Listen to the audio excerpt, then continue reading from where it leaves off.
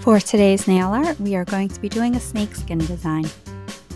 I'm starting off with my nails painted Minted Metal by Sally Hansen, and I'm going to add a layer of liquid latex around the cuticle area. Using stamping plate Make Your Mark 2 by Lina, I'm going to stamp a splatter design on my nails for the background, and I'm using Rose Copper from Sally Hansen.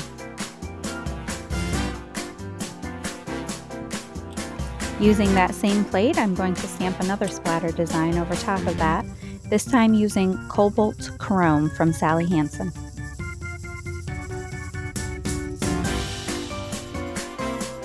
For the snakeskin, I'm going to be using Creative Shop Stamping Plate 20 and a black stamping polish from Born Pretty.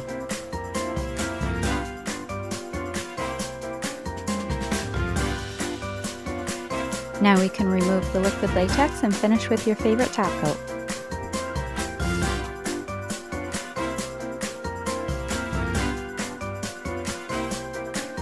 And here's the completed design. Thank you for watching, and don't forget to like and subscribe for more nail art ideas.